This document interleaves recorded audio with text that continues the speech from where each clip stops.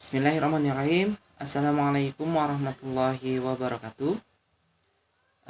Bertemu kembali pada video pembelajaran kimia. Pada kesempatan kali ini, saya akan mencoba menjelaskan mengenai salah satu percobaan yang dilakukan oleh Rutherford, di mana percobaan ini merupakan salah satu dasar untuk mengemukakan salah satu teori atom, yaitu teori atom Rutherford. Nah, untuk penjelasan kali ini saya menggunakan media simulasi yang dikembangkan oleh PET, ya, dimana kalian bisa mengakses simulasi ini di alamat pet.colorado.edu. Baik, kita langsung saja buka simulasinya. Jadi setelah dibuka untuk simulasinya, kita akan menemukan tampilan seperti ini. Sebelumnya, bahwa Rutherford melakukan percobaan mengenai penembakan sinar alfa terhadap lempeng emas yang tipis, ya. Jadi di simulasinya juga ini digambarkan sama seperti apa yang dilakukan oleh Rutherford, di mana ada salah satu tabung sebagai sumber dari partikel alfanya. Kemudian ada lempeng emasnya, yang dimana kalau kita gambarkan dalam ukuran 6 angstrom itu, kita akan melihat bagian-bagian atom dari lempeng emas tersebut. Nah, pada simulasi ini juga ini dilengkapi dengan tampilannya. Apakah kita mau tampilan atom seperti ini atau tampilan partikel seperti ini? Nanti kita akan coba satu demi satu.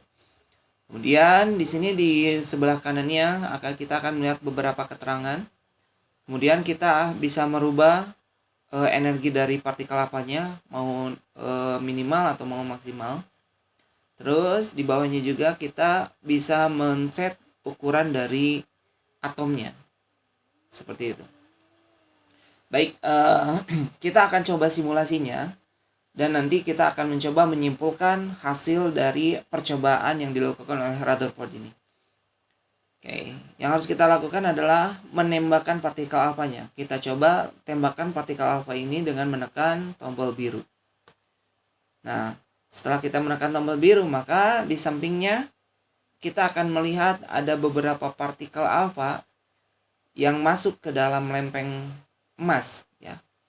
Kita lihat si titik-titik yang berwarna ungu ini ternyata dia berhasil melewati atom-atom yang ada dalam lempeng emas. Dan kalau kita perhatikan secara seksama, ada beberapa partikel alfa tersebut yang dibelokkan ketika partikel alfa itu mendekati titik yang kuning ini. Jadi dibelokkan. Kita akan coba lebih memperjelas dengan berkasnya, melihat berkas. Nah, kalau kita lihat berkasnya, ada beberapa partikel yang dibelokkan.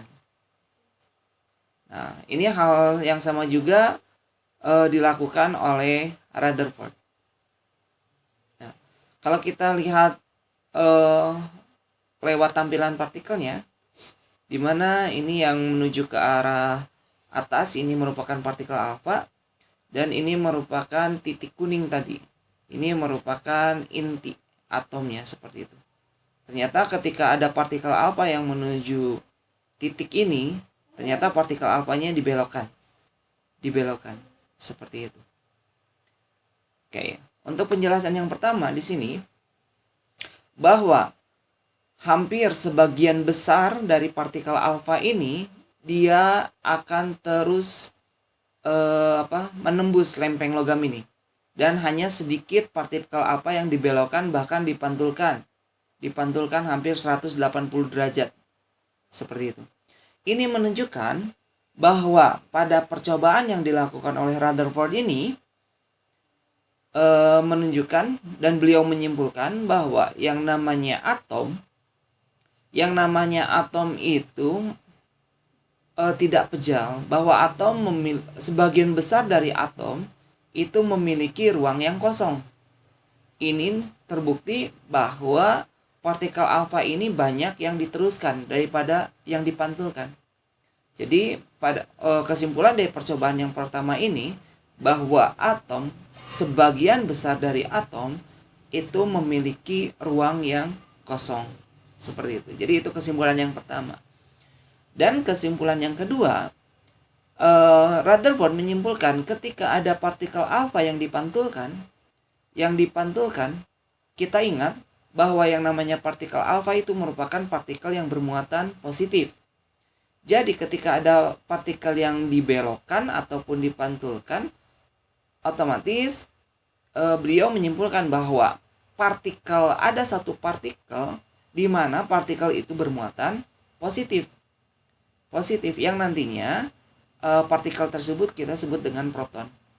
Karena kalau suatu partikel positif bertemu dengan partikel positif, maka gaya yang akan terjadi adalah gaya tolak menolak gitu, seperti itu. Jadi di sini dalam percobaan ini juga Rutherford menemukan bahwa ada satu partikel positif dalam atom tersebut. Dan ukurannya itu tidak besar. Tidak seperti apa yang telah diungkapkan oleh ilmuwan sebelumnya, yaitu J.J. Thomson gitu ya. Bahwa untuk partikel positif ini adalah bagian kecil dari atom. Dan kebanyakan atom itu adalah ruang hampa.